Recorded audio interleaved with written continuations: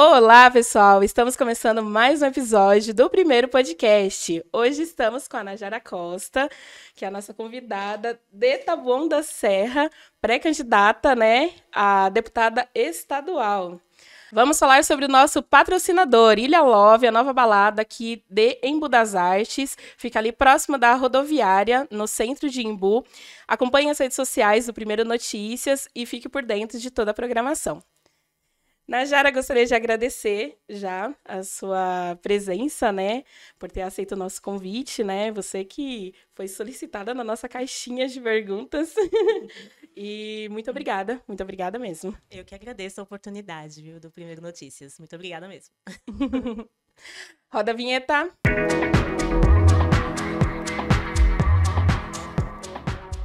Najara Costa é doutoranda em Humanidades, Direitos e Outras Legitimidades pela USP, mestra em Ciências Humanas e Sociais, socióloga e autora do livro Quem é Negra no Brasil, lançado pela editora Dandara. É também professora e pesquisadora das relações raciais, atuando especialmente na análise e impacto das políticas afirmativas. Como ativista, compõe o debate político antirracista e a luta pelos direitos das mulheres. Foi a única mulher candidata a prefeita no município de Taboão da Serra em 2020, entre 9 candidatos homens, alcançando uma votação expressiva de 8.734 votos, ficando em quarto lugar na disputa. Atualmente, a professora Najara está pré-candidata a deputada estadual pelo PSOL. Então, vamos lá. Najara, fala pouquinho aqui pra gente sobre quem é Najara. Najara, eu sou uma professora, mulher negra, periférica, moradora do município de Taboão da Serra, nasci em Taboão da Serra, sou socióloga, também mestre, estou fazendo doutorado agora na USP, sou uma batalhadora, sou uma mulher que na vida cotidiana está lutando aí para sobreviver como muitas de nós mulheres, né? Matando um leão a cada dia. Com certeza. Najara, como começou? Onde despertou essa vontade política? Então, pra gente, né, essa questão da política é política institucional, né? Porque acho que tudo que a gente faz é política. Eu costumo imaginar que toda a nossa trajetória está ligada à política, né? Eu acho que o preço do feijão é político, enfim, os lugares onde você vai, a postura que você tem sobre determinados assuntos, enfim, muitas escolhas que a gente faz são escolhas políticas, né? E quando isso desperta uma conscientização, a gente também percebe que é muito através de um espaço institucional onde você pode promover essa mudança. Então, assim, quando eu me tornei pré-candidata em 2019, né, já pré-candidata, eu fui a prefeita, na verdade era uma construção para uma candidatura coletiva, né, junto com o coletivo Democracidade, que eu fundei em Taboão da Serra, junto com outras pessoas. E a ideia era que a gente formasse uma candidatura coletiva para reivindicar esse direito à cidade. Então, as pautas sempre eram a questão de cultura, a questão de educação, enfim, a questão de saúde, né, que a gente sabe que é uma demanda grande no município. Mas aí foi anterior à minha entrada no partido, inclusive, essa atuação política através desse coletivo, né? E aí eu entro no partido, né, eu me filio em julho de 2019. E aí a gente começa a fazer essa disputa dentro, né, da questão local e de repente, o meu nome é colocado ali como possibilidade para essa pré-candidatura a prefeita pelo PSOL, né? A princípio, isso me assustou bastante, né? Porque né, foi bem assim... Mas as pessoas compraram muito essa ideia, porque, enfim, a gente estava num ano, né, muito... A gente ainda está vivendo isso, né? Essa questão da polarização, enfim, a questão recente também do assassinato da Marielle, uma série de fatores, né, que colocaram esse Brasil assim em choque, a questão racial, a questão das mulheres, né, da luta das mulheres, então, da questão racial, então, era muito importante que viesse uma pessoa representando essas lutas, né, da população preta e periférica. Por isso que o meu nome é colocado e abraçado, né, dentro desse conjunto de pessoas que é o PSOL. E aí, depois desse lance das pessoas colocarem o meu nome nessa disputa, né, isso foi abraçado pelas pessoas e depois eu comecei a assimilar isso, né? Uhum. Foi muito desafiador, porque quando se faz uma candidatura para a prefeitura, a gente tem que discutir toda a cidade, né? Então, isso exige muita leitura, exige muito conhecimento, estudo sobre a cidade. Muita gente me ajudou nisso, né? E a gente teve que fazer toda essa disputa sobre essas questões da cidade, né? Desde, enfim, do buraco da rua até a vaga no pronto-socorro, enfim, a questão do saneamento, uma série de questões que a gente teve que desenvolver para o plano de governo. Isso foi bem desafiador. Especialmente pelo fato de eu ser a única mulher candidata naquele momento, entre 9 candidatos, né? Eram 10, depois um virou vice, né, de um outro candidato, aí foram 9 candidatos. E a única pessoa que não era ligada à política, né? Que a política da cidade, assim, enfim, eu não tenho familiares políticos, né? Não sou filha de político, não tenho um marido político, né? Que é o que a gente vê quando existem mulheres na política, é porque, enfim, tem um certo apadrinhamento ali, né? E isso a gente não teve. Então, foi uma candidatura muito reivindicada pelos movimentos sociais, pelos movimentos de organização política, enfim, pela base mesmo, né? Isso foi muito bonito. Interessante. E como foi para você essa disputa? Você evidenciou, né? 9 candidatos homens e sendo você a única candidata mulher ainda nesse... Eu acho que muita coisa mudou, né? Nessa questão das mulheres na política, da mulher em qualquer lugar, né? Mas ainda tem, né? Essa pouco envolvimento das mulheres na política. Como foi para você essa sensação? Você já destacou que foi algo desafiador. Mas comente um pouco mais com relação a isso. Tem muita coisa, né, Adriana? Porque, assim, primeiro que quando essa disputa de mulheres nesses espaços da política, né, da política institucional, especialmente no âmbito do executivo, não é uma coisa dada, né? São pouquíssimas mulheres que disputam prefeituras, enfim, para governadora, presidente, são pouquíssimas, né? E, além disso, o que a gente percebe muito na política, né, por conta da cota para as mulheres e tudo, é que existem muitas candidaturas que são laranjas, né? Assim, na verdade, coloca-se as mulheres, mas muitos partidos não dão estrutura para que essas mulheres se elejam, enfim, né? Que tenham uma candidatura, que tenham uma expressão para conseguirem se eleger, né? Então, isso é muito visível, assim, né, em determinadas candidaturas. Isso é muito triste, né? Algo que a gente batalha bastante. A gente vive numa sociedade que é muito machista ainda, né? Então, a gente fala que quando se tem vitórias das mulheres, na verdade, falta muita coisa, especialmente quando a gente fala de mulheres negras, né? A gente está na base da sociedade, a gente está reivindicando os direitos básicos ainda, a gente está num momento de precarização do trabalho onde está cada vez pior, né? Então, a nossa luta é justamente por isso, né? É para reivindicar esses espaços, mas para trazer políticas para a população como um todo, e especialmente esses grupos mais vulneráveis, né? Onde as mulheres negras estão, que é essa base social. E também a questão da maternidade, né? Muitas mães que, enfim, que não têm onde deixar os filhos, né, para irem trabalhar, a questão da saúde, né? São sempre as mulheres que, enfim, que vão até o posto de saúde para reivindicar atendimento, né? Que cuidam muitas vezes da saúde de toda a família. Então, são políticas básicas que a gente está reivindicando, né? Então, tem muitas mulheres que estão na política, mas não representam a luta das mulheres como um todo, né? Então, é isso também. Não basta simplesmente ser mulher ou simplesmente ser uma mulher negra, né? É preciso também trazer essas demandas do povo, né? E é isso que tem sido reivindicado cada vez mais. Interessante. Você foi candidata nas eleições de 2020, né? Isso. 2020.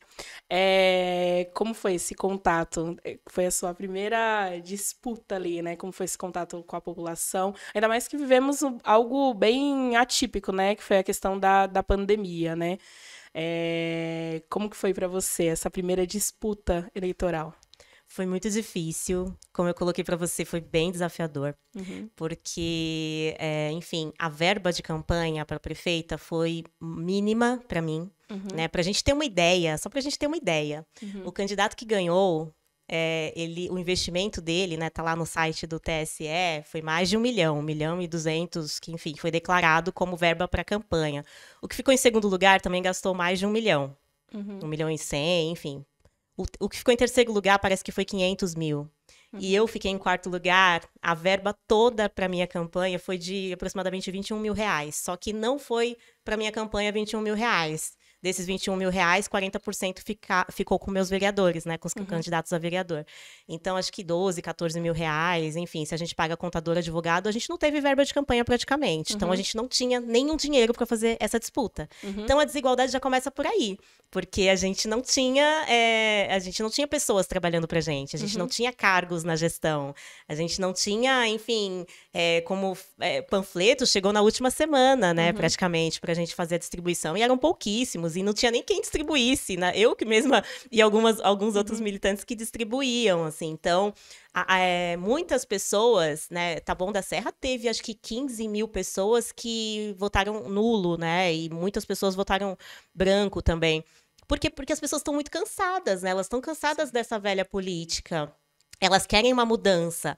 Só que muitas pessoas, assim, souberam da nossa candidatura, né? Foi muito bonito fazer essa candidatura. A gente fez muito pelas redes sociais. Então, assim, como foi no momento de pandemia, onde a pandemia estava muito forte, a gente tinha uma responsabilidade muito grande. Inclusive, de distribuir panfletos naquele momento, que a gente não sabia direito se podia transmitir pelo panfleto, enfim, né? Covid. Ainda era um mistério nesse sentido. Então, a gente fez uma disputa muito pelas redes sociais, né? Muitas lives, enfim, falando do plano de governo e tudo, mas muitas pessoas não têm acesso às redes sociais. Sim. Né? As redes sociais a gente sabe, e muitas pessoas não têm tempo também de ver, né? A gente sabe que o quão precária é a vida das pessoas, né? Principalmente as mais pobres da cidade, e que elas não têm acesso. Então, muitas pessoas não souberam da nossa existência, né? 3 candidatos, né, entre 9 se destacaram porque as pessoas viam ali outdoors, enfim, viam cabos eleitorais e pessoas trabalhando para aquelas candidaturas, né? Eram candidaturas bem agressivas no sentido da propaganda. E a nossa candidatura não teve nada, né? Muita gente falou assim, nossa, eu não vi nada seu na cidade, eu não vi um panfleto seu, assim, como você conseguiu quase 9 mil votos, sendo que eu não vi nada seu, é inacreditável. E a gente fez muito esse trabalho de militância e de formiguinha, falando com as pessoas. Então, muitos professores, não, eu vou falar, eu vou fazer propaganda, eu vou falar para as pessoas, enfim, vou conversar sobre você.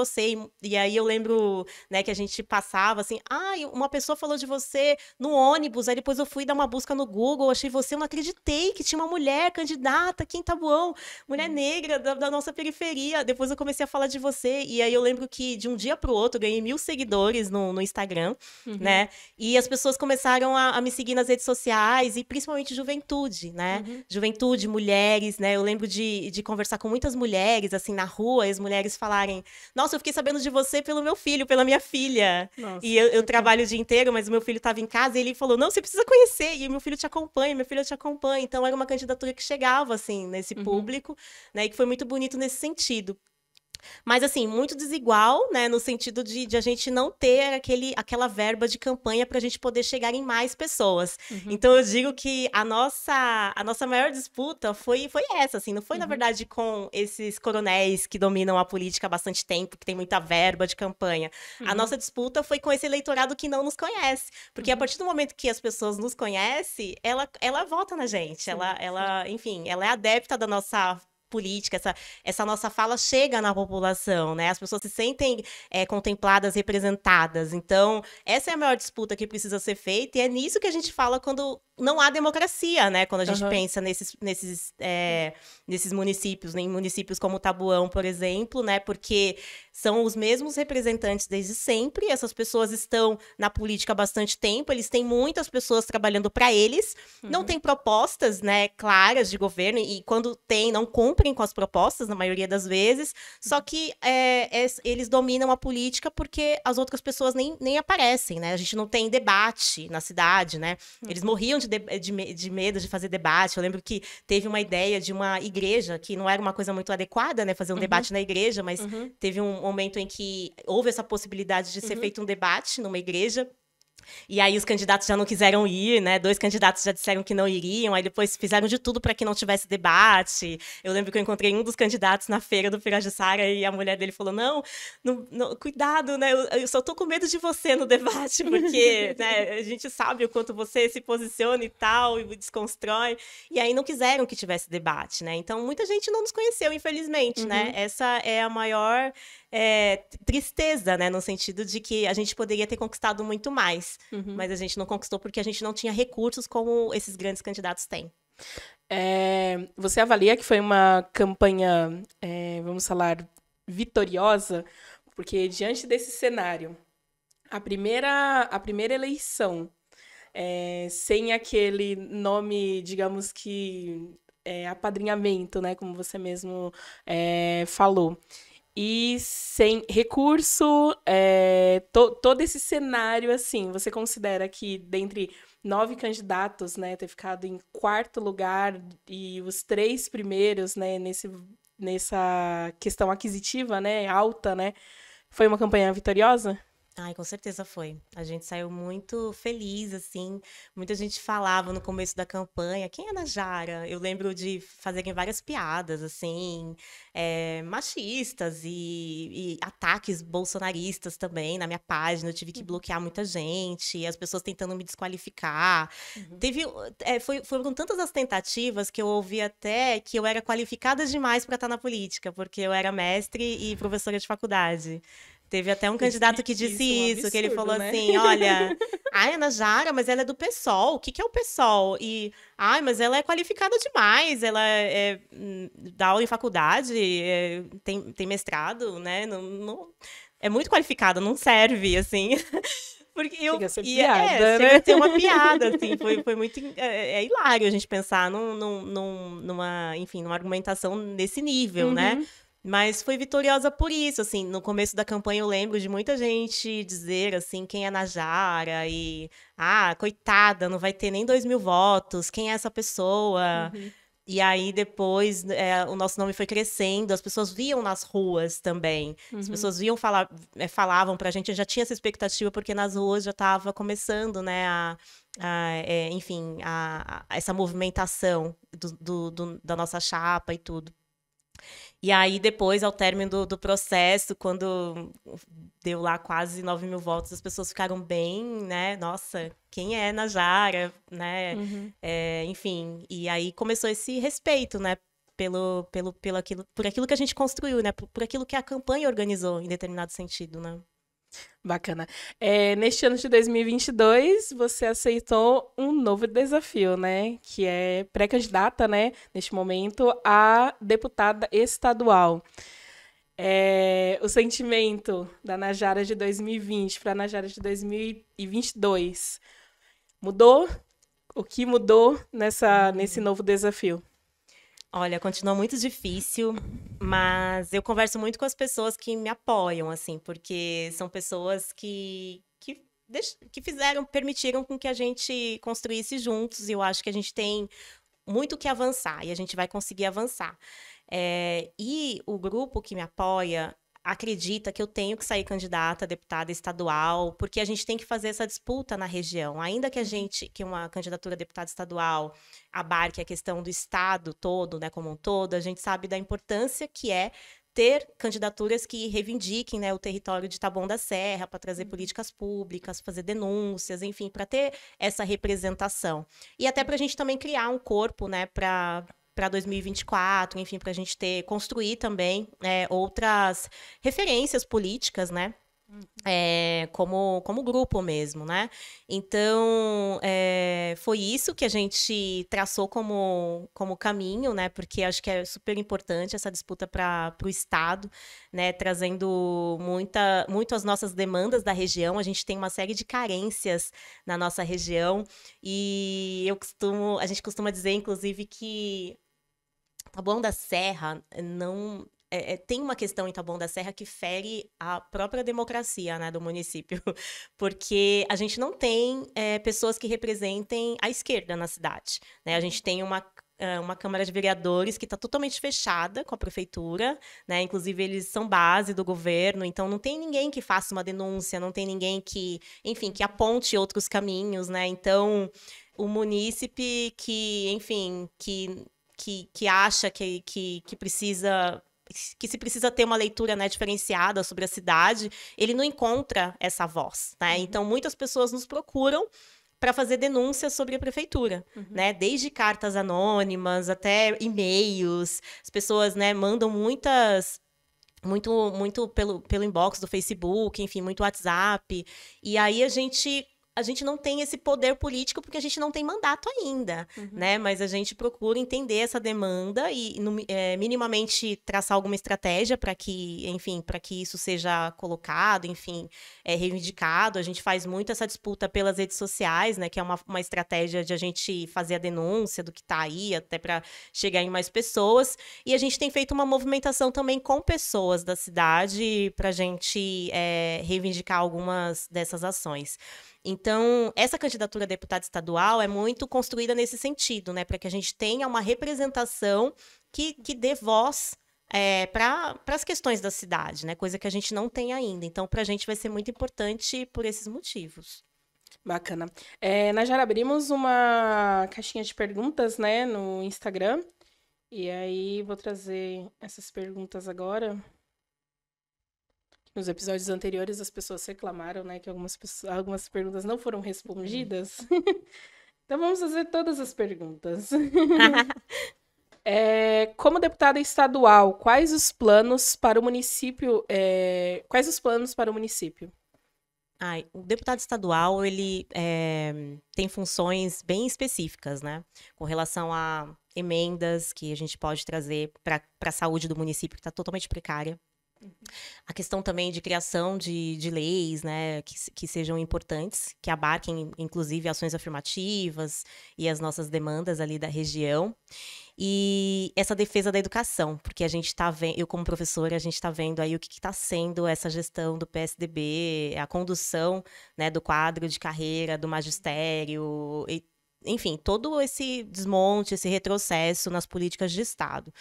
Então, o que eu posso dizer é que a gente ainda está construindo isso com as pessoas, porque a gente não vai ter um plano de governo onde a gente vai trazer as demandas. A gente está ouvindo as pessoas, inclusive eu tenho falado com alguns professores, a gente vai se reunir para a gente trazer demandas específicas da região de Taboão da Serra, inclusive, e também pensar emendas para determinadas escolas estaduais ali da região, que isso é muito importante. Com relação à saúde, trazer emendas, enfim, pensar equipamentos, né, de saúde. A gente trouxe recentemente uma emenda que foi da deputada federal, a Sâmia Bonfim. A gente trouxe 750 mil para Taboão da Serra, que foi parte, né, a maior verba foi para a saúde, para compra de aparelhos, né, de semi-intensivo. E também para a criação de um cantinho da leitura, que foi 150 mil essa verba para a Escola Estadual Deputado Heitor.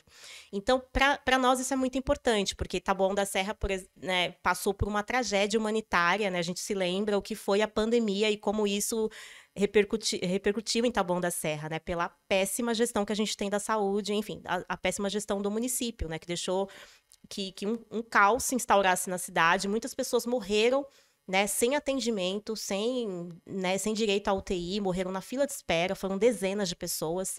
E a gente até abriu a gente fez essa denúncia no Ministério Público, que virou inquérito civil, tem um inquérito, inclusive, né, em outra esfera, com relação também ao desvio das vacinas, que foi outra questão bem polêmica ali na cidade. Então, a gente tem feito disputas nesse sentido, né? A partir daquilo que está sendo falho, a gente faz essa denúncia, mas também propõe. E aí, a proposta é a partir muito das emendas, né? Que a gente acredita que trazer essas emendas e depois fazer esse acompanhamento é de suma importância, para que não haja ali o desvio da finalidade, né? Do que precisa ser atendido. Entendi. A Najara já antecipou aí com relação à nossa próxima pergunta, que seria sua opinião sobre a atual gestão, né? Então, você destacou com relação à saúde, mas gostaria que você fizesse uma avaliação, né, de um modo geral, né, desta gestão. Olha, muito difícil, viu? A gente imaginava que não fosse ser uma gestão, né, boa, mas no nível que está, tá bem difícil, assim. Com relação, o prefeito, ele transformou uma praça no estacionamento, né? Taboão da Serra é a cidade mais adensada da América Latina. Então, a gente carece de espaços de cultura e lazer. A arena multiuso está abandonada. Passou ontem o Grito, né, que é um jornal local, fez a denúncia também desse abandono. O cemitério da Saudade, o cemitério municipal, também está né? Enfim, várias denúncias no sentido do abandono também, do descaso. A questão da zeladoria da cidade, né? A cidade está suja, com muito lixo jogado, enfim, tá. Principalmente a parte da periferia, que é onde eu resido, tá muito difícil, assim, caminhar pela rua, né?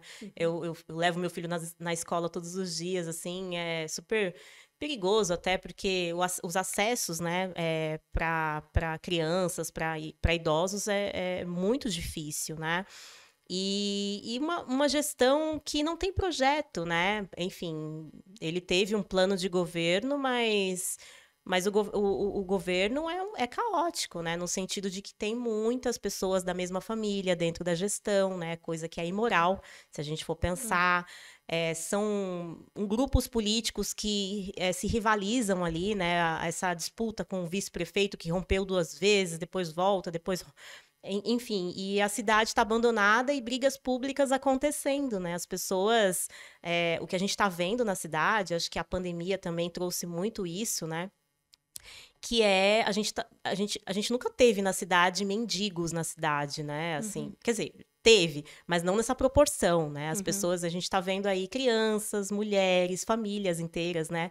Pedindo coisas nas ruas, na nossa periferia, né? Antigamente essas pessoas estavam mais no centro da cidade, então a gente tá vendo uma pobreza gigantesca, as pessoas passando por muita necessidade, né? E não tem projeto de emprego e renda, né? Não tem projetos de ampliação do turno escolar enfim, para que as mães possam deixar as suas crianças de contraturno, né? Não se pensa a questão da merenda também, né? Muitas vezes o meu filho diz que comeu bolacha de água e sal na escola, mas tudo bem, meu filho pode comer bolacha de água e sal, mas muitas crianças também dependem daquela alimentação, porque às vezes é a única alimentação saudável ali do dia, né? Então, tem muitas coisas que estão erradas e equivocadas e é um governo truculento no sentido de não perceber isso, né? Parece que não está ouvindo as pessoas, né? Parece que quer agir de acordo com com a sua própria convicção e esquece de ouvir o cidadão, enfim.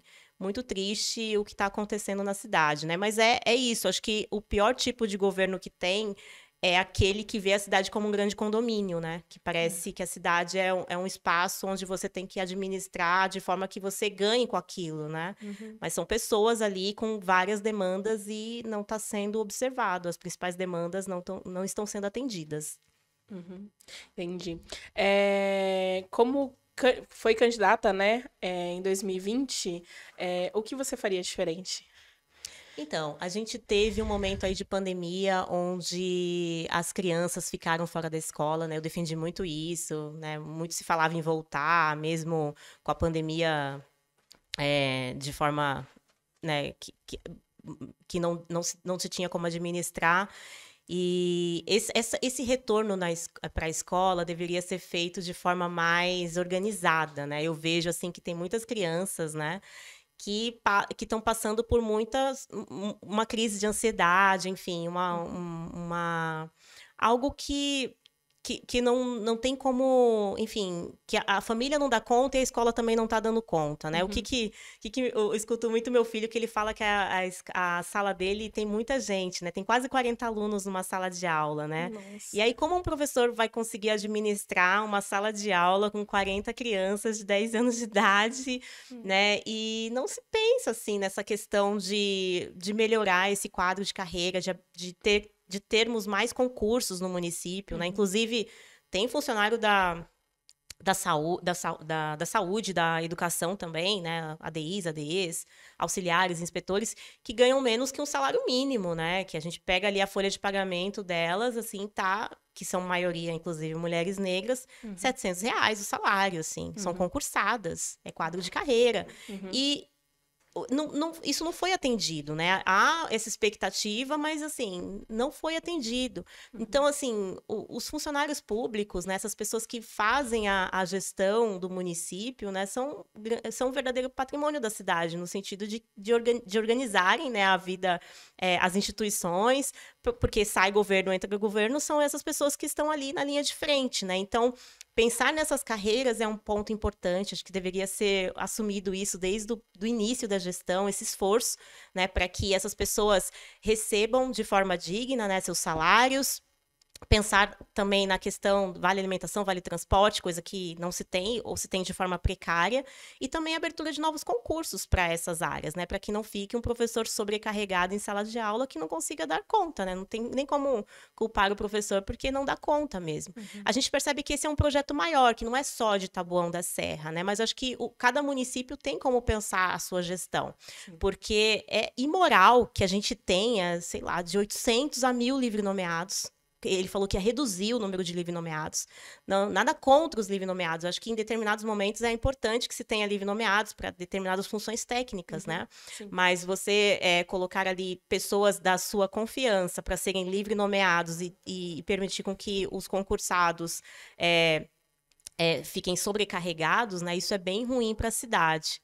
E aí, você perguntou o que eu faria diferente. Eu acho que tem muita coisa que a gente pode pensar, porque pelo fato de Taboão da Serra ser uma cidade adensada, né, a mais adensada da América Latina, a gente tem que pensar muito nos espaços de cultura e lazer, né? Taboão da Serra não tem um teatro, enfim, o que estão fazendo com o Parque das Hortênsias, ao meu ver, é um crime, né? Enfim, transformar numa escola de artes, né? A gente sabe que pode abrir licitação para lanchonete, descaracterizar um espaço que é tão importante, que tem mata nativa e que, enfim, tem o córrego Poá, é super importante de a gente preservar. Acho que teria que se ter uma leitura ambientalista sobre a questão do Parque das Hortênsias, sobre as praças da cidade, enfim, e trazer mais verde para a cidade, né? Porque a cidade é puro asfalto, né? E o pouco que se tem está sendo retirado também, né? Até estão cortando mais árvores, enfim. Então, é nesse sentido, assim, acho que é governar a cidade pensando nas pessoas, né? E trazer essa questão de pensar. Primeiro, né, acho que o primeiro ponto é pensar nas mulheres, né, porque as mulheres que estão ali cuidando dos filhos ou cuidando muitas vezes dos mais velhos e estão batalhando para sobreviver. Então, trazer políticas para as mulheres é trazer políticas para a família inteira, né? E aí pensar na cidade também para que ela seja para que seja digno de morar numa cidade onde você tenha esses espaços de acesso e pensar, inclusive, numa cidade onde não se tenha que ser amigo de determinado assessor para conseguir uma vaga, né, para atendimento hospitalar, né, enfim, para determinadas especialidades, porque é isso que está acontecendo, né, muito que se fala, né, muito que a gente percebe é que a gente não consegue determinados atendimentos, mas se você fala com determinado assessor de algum vereador, você consegue atendimento. Isso é um absurdo, né, isso é um escândalo, assim, e não é pouco, isso está acontecendo demais.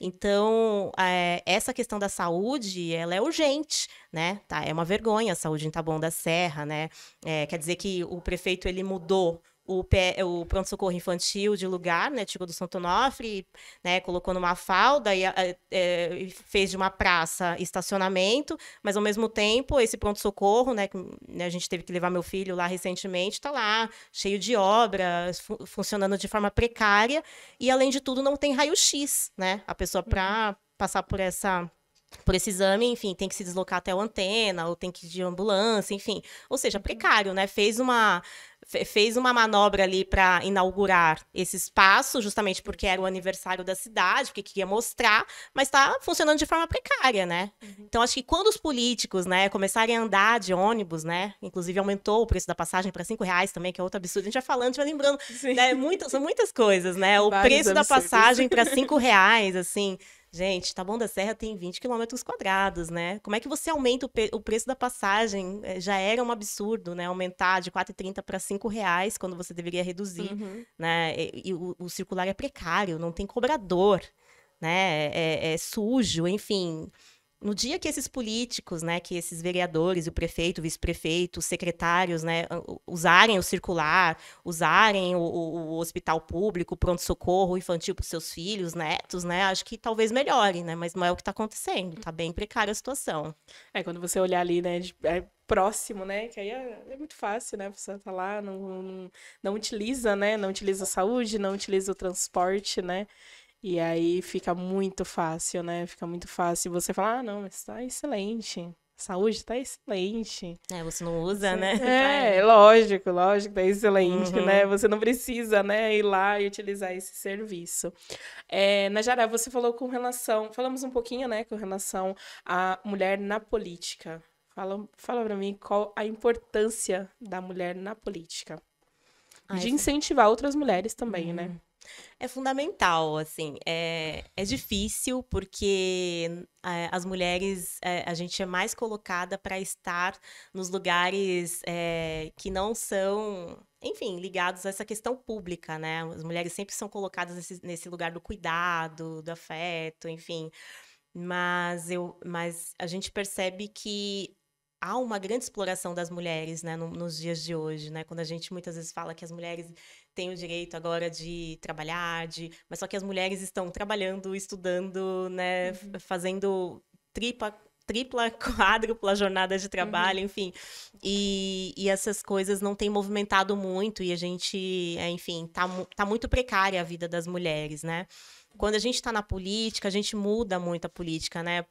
Tem até pesquisas que já apontam que quando existem mais mulheres na política, existe menos corrupção, né? Porque as mulheres, elas têm uma lógica de tratar aquele ambiente de forma que você faça esse papel administrativo, coisa que é até mal vista, né? Porque, assim, dentro da política existe muito aquele jogo, né?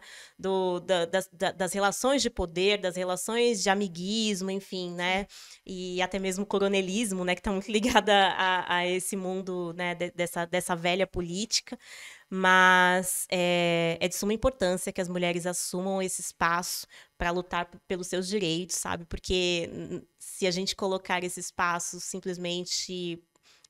se somente homens estiverem nesses espaços, eles não vão trazer as nossas demandas, né? A gente que vai ter esse olhar de trazer essas demandas sobre os nossos direitos, sobre aquilo que a gente precisa, enfim. E muito do que se tem, né, de construção política é a partir de algo que foi, né, que, enfim, que não era uma leitura importante, né? Por exemplo, essa pauta sobre a dignidade menstrual, né, que, enfim, que foi tão colocada, né, por Bolsonaro, enfim, vetada, e, enfim. Essa é uma questão de suma importância, né? Porque quando eu como professora, muitas meninas deixam de ir à escola quando estão menstruadas pelo fato de não terem absorvente, né? Pelo fato, enfim, eu também, na minha adolescência, a gente passou por isso, né? Que a gente não tinha como comprar absorvente, você usava pano, né? E é uma situação que é indigno, né? É indigno. Mas se a gente tiver um homem, somente homens na política, assim, eles não enfrentam esse tipo de questão. Como é que eles vão reivindicar uma luta que passa muito pela nossa visão, pelo nosso corpo, enfim.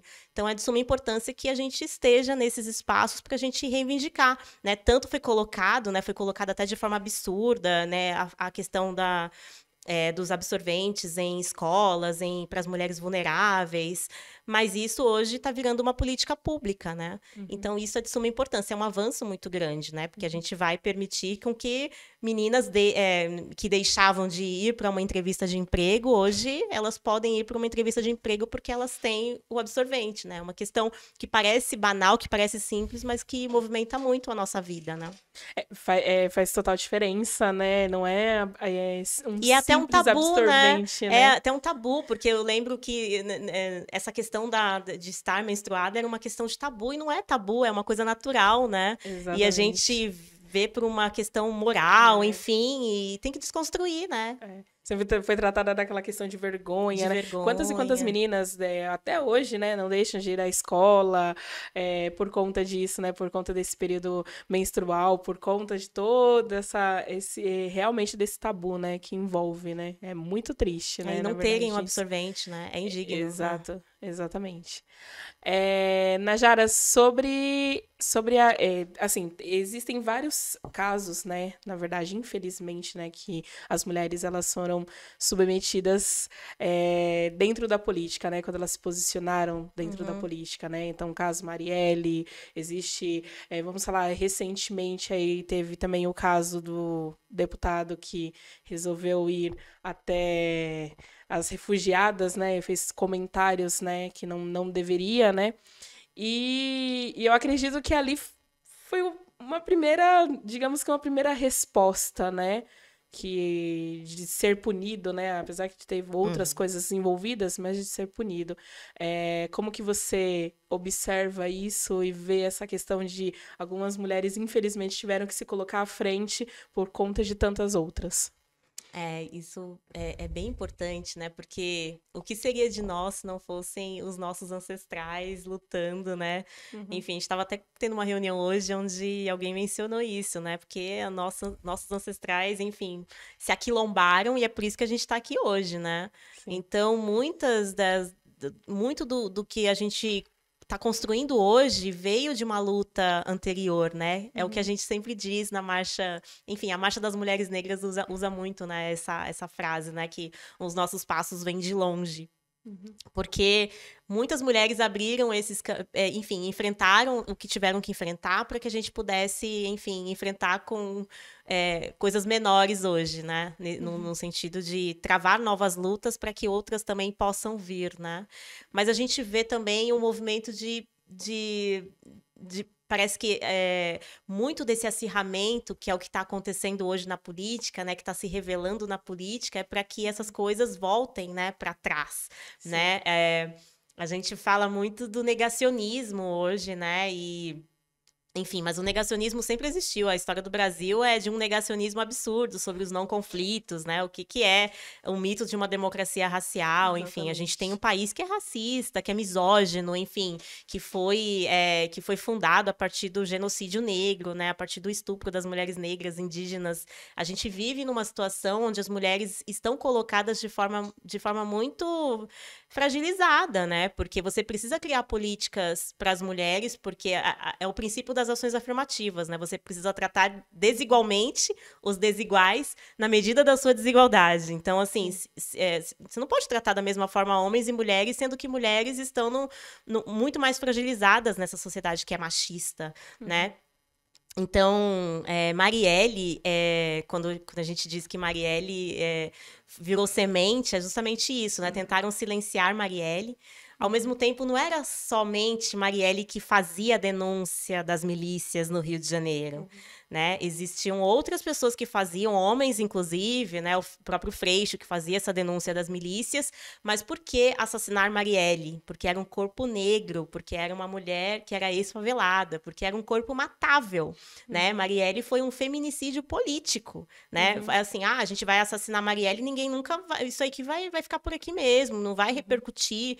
E fez com que houvessem muitas outras mulheres, né, que viessem após Marielle para trazer essas reivindicações das mulheres, né, dessa luta, enfim, debater a questão da segurança pública de uma outra forma, né?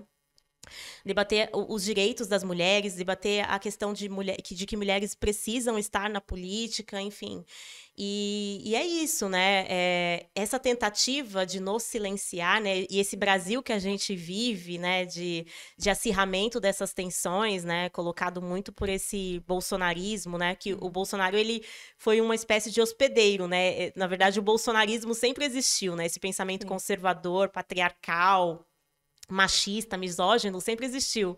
Mas isso foi colocado de uma forma que foi unificada por uma voz, né? Mas, por um outro lado, também, a gente também se organizou de uma outra forma a partir de uma luta que a gente teve que travar, e teve que travar de forma mais direta, coisa que a gente não fazia. Porque a gente sempre jogava essas questões meio que por debaixo do tapete, né? Tentava apaziguar. E aí, nesse momento que a gente está vivendo, essas tensões, elas estão colocadas de forma muito mais latente, porque a gente tem que falar mesmo, e a gente tem que ser aberto. Coisas que eu não falava 10, 500 anos atrás, a gente tem que se posicionar e tem que falar. E é muito importante falar, né? Tem uma autora que eu gosto muito, que é a Bell Hooks, que ela fala da importância dos conceitos, né? Quando a gente não qualifica as questões, elas existem, mas é como se elas não existissem e a gente não conseguisse combater isso politicamente, né? Até alguns anos atrás, a gente falava de crime passional. A gente não falava de feminicídio, né? Então, hoje a gente começa... Não é crime passional, matou por amor? Quem ama não mata, né? Exatamente. É feminicídio, é um assassinato, enfim, é um homicídio pelo fato de ela ser mulher. Ela morreu por ela ser enfeitar, mulher. Né, a questão do homicídio, né? Enfeitar toda essa questão. Romantizar a morte, enfim, morreu porque ele amava demais, ele era muito ciumento, né? É inaceitável isso, é inaceitável. E aí a gente passa a se organizar porque a gente não vai mais aceitar isso, né? A gente vai lutar pelos direitos e garantias desses direitos, né? E que bom que estão vindo outras pessoas, outras mulheres, né? E que a gente está fazendo esse debate e desconstruindo, porque não tem que passar mais. Esse tipo de coisa é inaceitável, né? O Arthur Mamãe Falei, enfim, foi quebra de decoro parlamentar. Ele teve uma postura indecorosa, ele foi desrespeitoso não só com as mulheres ucranianas, foi desrespeitoso com todas as mulheres. Isso não é postura de parlamentar. Daí a importância de a gente ter mulheres, né, que reivindiquem a luta das mulheres na Lesp, né, e não esses Arthur Mamãe Faleis aí que estão nos representando, porque não me representam, não nos representam. Exatamente, exatamente. Na verdade, a sensação também de impunidade, né? Porque, querendo ou não, foi um áudio compartilhado dentro de um grupo, né? Ali, sei lá quem eram as pessoas que estavam naquele grupo, mas a postura, né? A postura como parlamentar e como ser humano também, né? Eu acho que todas as pessoas que tiveram acesso a esse áudio, teve conhecimento desse áudio, acha inadmissível, né? Inadmissível o que foi dito ali, né? Horrível. Passível a não cassação. Não é digno nem da gente pronunciar o que foi dito, porque é exatamente. Inaceitável. Exatamente. Você se depara em uma questão de guerra, onde as mulheres, elas, naquele momento, as mulheres são as maiores prejudicadas, né? Porque passíveis de serem estupradas, enfim, são fragilizadas, estarem sem os seus filhos, né? seus familiares, com medo da morte, né? E de repente, essa postura, né? Que são na verdade fáceis porque são pobres, né? Que, na verdade, a postura deveria ter sido outra, né? Deveria ser de acolhimento. Ou se não fosse acolher, nem ir, né? Até lá, né? Exato. Era isso que ele queria transmitir, né? Mas pro público íntimo dele, ele falou a verdade, né? Do que ele pensava. Exatamente. Isso é muito arriscado. E aí é importante, eu acredito que é importante, sim, ter alguns Arthur Duval por aí para que mostrar mesmo que a mulher precisa, né? Exigimos não muito, né? Exigimos ali o básico, né? Na verdade, respeito, exigimos que podemos ocupar os mesmos lugares, né? Acho que é uma luta muito válida, né?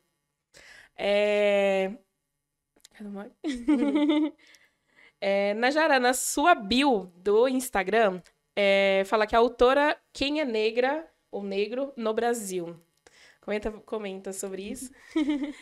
Esse livro foi lançado em 2020 e ele é fruto da minha dissertação de mestrado, né? Na verdade, eu fui presidente da Comissão de Ações Afirmativas na Prefeitura de São Paulo, na gestão Haddad. E aí eu vi de perto como eram essa questão das fraudes das cotas raciais, né? Algumas pessoas que, enfim, queriam burlar a política, e como era a atuação do movimento negro, de estudiosos das relações raciais com relação àquela política que é de suma importância, né? Que, enfim, deu essa oportunidade para que pessoas negras estivessem representadas no concurso público na cidade de São Paulo. E aí, foi muito desafiador esse contexto. Eu lembro que a gente, enfim, teve que fazer audiências públicas, fazer muitas reuniões com juristas, para que a gente criasse um decreto regulamentador que suprisse algumas lacunas da lei, que era uma lei muito abrangente, enfim, que não tratava de determinados pontos, inclusive com relação a como conduzir a questão de pessoas que viessem a fraudar a política pública. E aí, nesse processo, que foi bem interessante, assim, que demandou, assim, muitas conversas, né? Enfim, muito estudo. Depois eu entrei no meu mestrado no ano seguinte e eu quis entender esse processo com esse olhar sociológico. E aí eu fiz a minha dissertação a respeito dessa política pública. E aí o livro virou uma referência também para tratar desse assunto das comissões de heteroidentificação, que é como as pessoas... Heteroidentificação é como a pessoa vê você, né? Como o outro te vê.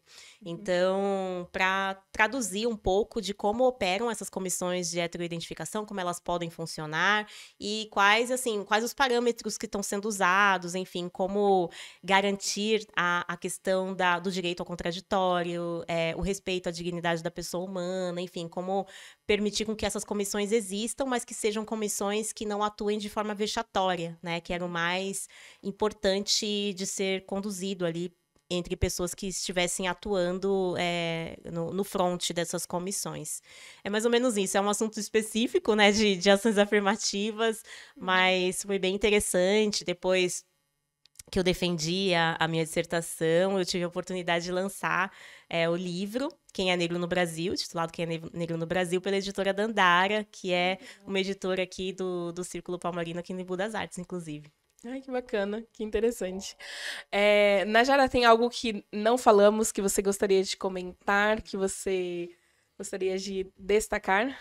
Não, eu quero só agradecer bastante a oportunidade da entrevista, né? Eu acho que é de suma importância que a gente debata com muitas pessoas, né, sobre a questão local, assim, acho que isso traz muito da discussão que a gente precisa acrescentar na cidade, né, para o munícipe, para trazer algumas sementinhas aí que a gente pode, enfim, produzir como orientação mesmo, né, como reivindicação também das nossas lutas cotidianas, né, então agradecer mais uma vez pela oportunidade aqui do espaço. Maravilha. Nós que agradecemos, né, por você ter aceito. Acho que colabora bastante, agrega bastante, né? Nosso objetivo é sempre dar voz, né? Apresentar, conhecer as pessoas. Eu, particularmente, eu conhecia pela questão da disputa, né? Por todo o trabalho jornalístico que é feito, pela disputa de 2020. Mas fui conhecer um pouquinho mais, né? Quando aquela resposta ali na caixinha de perguntas, né? Que falou assim, chama a Najara. Eu falei, não, calma, deixa eu marcar aqui. Eu falei, vamos ver aqui. E prontamente você se colocou à disposição, né? Para enriquecer esse debate, enriquecer essa conversa. E espero, sim, em 2024, conseguir, através do Primeiro Notícias, promover um debate, tanto em das Artes como em Taboão da Serra. Acredito que é muito importante. A gente sempre fala isso. O Patrick está ali de prova. Esses dias ele até falou com relação a isso, com relação ao debate. Um desejo nosso, né? A gente tem essa vontade há um tempo já. Eu acho que municípios com a história e a grandeza de Embu e Taboão não ter um debate nem pelo YouTube. Gente, pelo amor de Deus, façam isso. Deveria ter. Então... Obriguem esses candidatos. Porque agora, né, tem candidato que não quer ir no debate, né? Mas pode deixar, que aí eu coloco lá na matéria, lá, coloco ao vivo lá, falar, olha, então, o candidato, para fazer debate quis. tem que pedir autorização pro TSE, tem um trâmite burocrático. Tem um trâmite mas vai ter que ser totalmente independente. Então, assim, isso que é mas o que mais a imprensa tem que chamar isso, não a igreja, né, gente? Não. Sem. E por isso que exatamente estamos. Fundamental. Por isso estamos planejando aí com certa antecedência. Já é algo que já tem nossa. Ai, que bom. A gente já tem essa vontade já, mas exatamente a gente sabe de todos os trâmites ali que precisam seguir, então a gente, da forma correta, queremos promover. E se Deus abençoar, em 2024, sim, será esse ano. Para que porque a gente possa concretizar, né? Nossa, esse projeto. Maravilhoso. Tem alguma pergunta? Eu tenho, sempre eu tenho. Eu gosto, Rodrigo. Eu gosto porque eu fico elaborando as perguntas, né? Bom, eu tenho uma pergunta para ela em relação que no começo da entrevista você falou sobre a grande maioria no Taboão política ser de direita. A própria Câmara, o próprio governo em si. Baseado nisso, como é que você visualiza Taboão, Cotia, Embu das Artes? Por que tantos vereadores de direita, mas já fazendo uma projeção, porque pelo menos acho que, ao meu ver, baseado também no presidente, né, que foi de direita, então veio essa massa mais direita, e eu acho que esse ano é a esquerda que está mais em evidência, assim, pode ser que não ganhe ou ganhe a eleição, mas eu vejo mais barulho, que eu não tinha visto 4 anos atrás. Então, pensando nessa análise toda, tanto do país, como também cansou um pouco de esquerda, mas principalmente da periferia, nessas regiões metropolitanas serem mais de direita, como é que você enxerga a motivação dessa configuração política? Eu vejo que tem uma questão que é específica, né, dessas regiões, da região metropolitana, dessas cidades, né, do entorno de São Paulo, que é a questão coronelista, né? O estado de São Paulo todo enfim, a Lespe enfim, é o antro ali do coronelismo do estado de São Paulo, né? Mas essas regiões, né, Embu das Artes, Taboão da Serra, Juquitiba, Cotia, Tapsirica, são cidades onde as pessoas, né, a população mais pobre, né, ela enfrenta mais dificuldades na sua vida cotidiana, né? A gente não tem um movimento organizado, a gente não tem uma universidade pública, a gente não tem espaços de cultura e lazer ou espaços, né, de cultura de forma geral, teatros, onde que aglutinem essas pessoas para a gente criar e organizar movimentos, né, movimentos sociais, movimentos de luta. Tudo isso é pacificado de várias formas. Então, por exemplo, uma pessoa que mora em Taboão da Serra e trabalha em São Paulo, essa pessoa ela já enfrenta um transporte que é um transporte precário, caro. Sim. Muitas vezes ela deixa de ser contratada porque ela mora em Taboão, né? Muitas pessoas até mentem, assim, porque é o jeito e pagam a própria passagem ou pagam a própria passagem. E aí, assim, você pega, você, enfim, enfrenta um deslocamento de 2 horas no ônibus, né, cheio, lotado, depois tem que ir pra faculdade, ou então tem que, enfim, pegar filho na escola e tal. Então, a vida dessa pessoa é uma vida muito mais difícil, né? Ela enfrenta muito mais adversidades na sua questão cotidiana por conta de ser morador da periferia. E aí, no final de semana, você tem que fazer várias correrias, né? Que é ir ao mercado, que é, enfim, arrumar casa e tal. Você não tem esse tempo, né? Você não tem uma qualidade de vida que permita com que você vá e assista, né? Um debate político, que, enfim, faça uma busca de determinados candidatos, que participe de alguma movimentação política, né? Porque você não tem esse tempo mesmo, né? Sobretudo mulheres, enfim. Setor mais precarizado, né? Quando você está desempregado, você sai correndo atrás de emprego para sobreviver.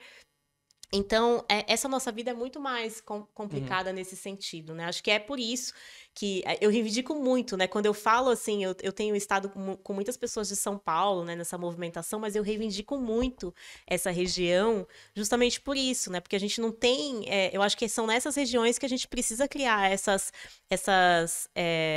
referências políticas, né? Essa representação política, porque é uma representação política, muitas vezes, né? Uma pessoa que enfim, que é oposição, que vai fazer a garantia de um debate plural na cidade, né? Mas você acha que grande motivação da esquerda ter saído um pouco de cena na periferia foi por questões de falta de lideranças? Ou figuras icônicas? Porque eu lembro que na época do Lula teve muito do Mano Brown no Capão Redondo, um exemplo que eu posso citar, de ele apoiar tanto o Lula como o Suplicy na época, a própria Marta. Então eu lembro que naquela época o Capão Redondo era bem PT. Você acha que falta alguma liderança nesse sentido? Pode ser artístico ou intelectual, mas alguém não é só isso. Da periferia? Acho que é muito a questão do formato de capitalismo que a gente vive hoje, né? A precarização do trabalho, a falta de acesso, a falta de direitos, enfim, com relação à vida das pessoas que fazem com que elas tenham essa saída mais para o pensamento da direita, né? Muita gente que votou no PT, voltou no Bolsonaro e agora vai votar no PT. Então, assim, são estratégias que você tem ali como, qual é o mote hoje, né? Quando a gente fala de pré-campanha, enfim, quando fala da questão de Brasil, a gente está falando de economia, né? Muito está sendo pautado a questão do preço dos alimentos. É isso que está pautando, né? Então, a direita não conseguiu resolver isso. Será que a esquerda, pelo menos, conseguia, né? Lula conseguia resolver isso naquele momento, né? Porque agora está muito mais complexo resolver essa situação, né? Então, a gente já tem uma formação que é uma formação um tanto quanto conservadora. O Brasil é um país conservador. Se a gente for pensar as nossas relações, enfim, esse conservadorismo, ele tá aí, né? Sim. Ele tá aí e aí, quando você tem determinados momentos onde as demandas não estão sendo atendidas, a pessoa se sente representada por determinados discursos que, enfim, que a aproximam, né, de determinados candidatos. Lula e Bolsonaro, por exemplo, têm um discurso muito popular, né? Eles falam como se fossem, assim, né, pessoas da sua família ali, às vezes falando que as pessoas se sentem representadas, né? Então, esse voto das pessoas não é tanto pelas propostas políticas, muitas vezes, né? Porque eles percebem que determinados candidatos poderiam ser melhores do que aqueles, né, que estão colocados. Mas elas votam pelo sentimento, pela representação, enfim, tem uma série de outros fatores que fazem com que a pessoa vote, né? Às vezes vota num candidato que tem mais potencial para ganhar uma eleição, né? Então, é aquilo que está colocado. Então, foi muito essa questão da polarização. Primeiro, a questão, né, do petismo, depois o desgaste que teve em torno do petismo, e Bolsonaro se assume como antipetista, né? Principalmente. Então, aí a condução foi mais por essa questão mesmo enfim, de disputa, né, entre dois candidatos, assim, que representavam uma demanda de sentimento mesmo, né, de oposição, né. Sim. Eu sinto muito isso nos últimos anos. Eu acho que a eleição no Brasil se tornou uma coisa não mais real política, que você analisa o que você tem como ideologia, que você tem de pensamento, e você procura os candidatos que mais se adequam a ti. Não, acho que hoje em dia tá mais essa questão de propaganda, né? O que te agradar mais, sabe? Se o Lula falou um pouquinho mais grosso e o Bolsonaro mais agudo, gostei mais do agudo, sabe? Vou Bolsonaro, mas não penso nas decorrências, então concordo com a sua opinião. Acho que também faz parte disso. Uma outra dúvida que eu tenho é a seguinte: Taboão, principalmente, mas em Embu das Artes também. Tudo aqui tem sido muito privatizado, tudo tem sido muito terceirizado. Dificilmente a gente vê uma coisa, um transporte público realmente do município, um atendimento que seja de saúde, seja de cultura, que realmente o município que forneça literalmente, contrate concursados ou etc. O porquê? Você que já está mais na área da política, você acha que o porquê dessa questão ser tão privatizada e terceirizada e não o município em si usar os próprios recursos para isso? Desde a campanha, né, esses políticos que têm grandes investimentos, eles têm muita proximidade com esses empresários, né, enfim, grandes empresários, né? Eu vejo muito essa questão de precarização por conta dessa proximidade que se tem com esse empresariado que depois quer, enfim, quer o retorno de determinados investimentos, né? A Então, famosa fatia do bolo, né? são parcerias que são Exatamente. feitas, né? E aí, enfim, é o que a gente percebe, né? Desde. Não sei, é óbvio que são abertas licitações e tudo, mas a gente percebe, né? O preço do material escolar é um preço absurdo, né? Perto do material que se tem. Então, muita discussão em torno disso, né? E quando a gente tem um funcionário público que ele enfim, que é uma pessoa capacitada, né, que está nesse cargo há bastante tempo, enfim, você tem uma leitura muito mais programada, muito mais assertiva, né, daquela função, né? Mas quando você coloca pessoas da sua confiança, que são esses cargos comissionados de livre nomeação, você conduz a política ali a partir, né, pensando já na próxima eleição, né? Então tem muito isso. Essa questão da saúde, né? A questão das OS, né? Que é muito ruim, né? Que empresas estejam gerindo a questão da saúde, que era tão importante que fossem, né, funcionários concursados, enfim. A questão da educação também, né?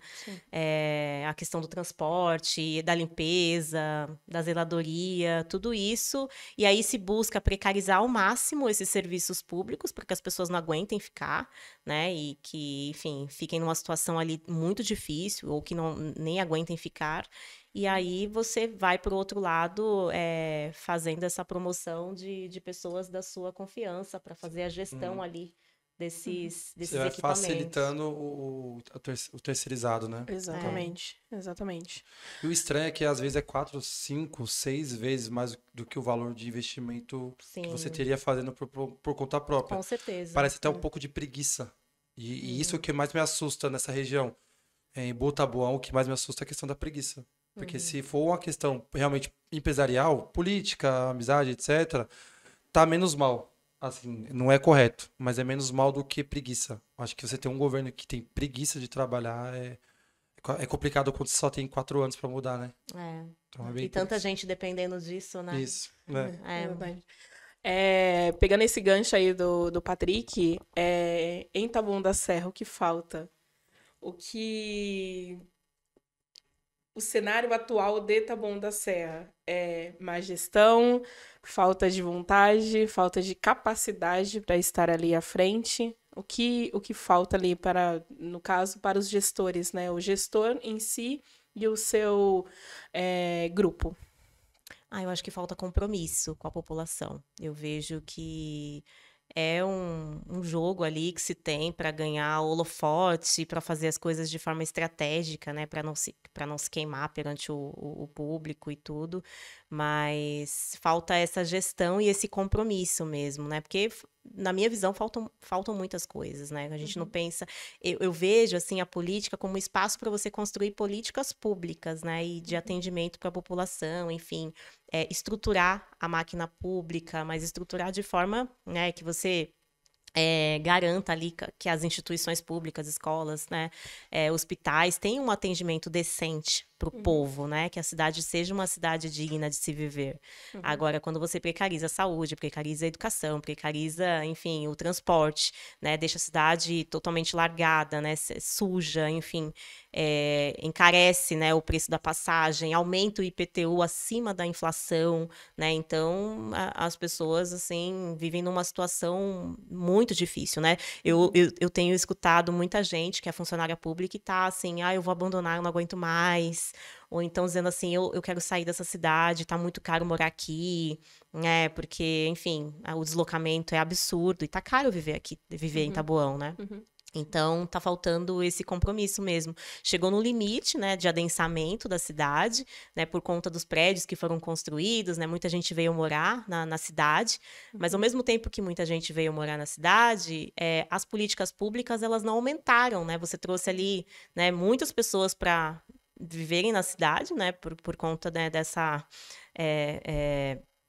desses prédios que foram construídos, mas não se criou vaga em creche, vaga em hospital, enfim, não se ampliou a questão do funcionalismo, né? Não se pensou em outras políticas, né, para o atendimento, né? Porque há impactos. Quando mais pessoas vêm para a cidade, você tem esse impacto, né? As pessoas vão pagar mais IPTU, vão pagar mais impostos, mas cadê as políticas, né? Onde estão as políticas públicas da cidade, né? É isso que está carecendo. E é isso que tem cada vez menos, né? Cada vez mais precarizado. É isso que está acontecendo. Certinho, entendi. Najara, mais uma vez, muito obrigada mesmo por ter aceitado estar aqui. Desejo sorte nesse novo desafio, né? Que esse ano, né, possa ser um ano muito positivo aí para a sua futura campanha, né? Vou dar um spoiler aqui também, que esse é um projeto coletivo que a gente vai falar mais para frente como ele se dará, mas é um projeto coletivo. Maravilha! As portas já estão abertas aí para você voltar para falar um pouquinho mais sobre isso.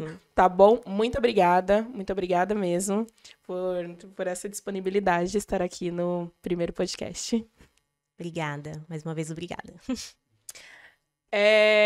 Pessoal, chegamos ao final, né, aqui dessa maravilhosa entrevista, né, esse bate-papo. Então, curta, compartilhe, comenta, manda pro amigo, para aquele parente lá, para saber um pouquinho sobre a história da Najara, saber um pouquinho também sobre toda essa conversa que tivemos, né, sobre Taboão da Serra e também outros assuntos que, se você chegou até esse momento aqui, você assistiu tudo, né? Então, ficamos por aqui. Tchau, tchau. Tchau, tchau.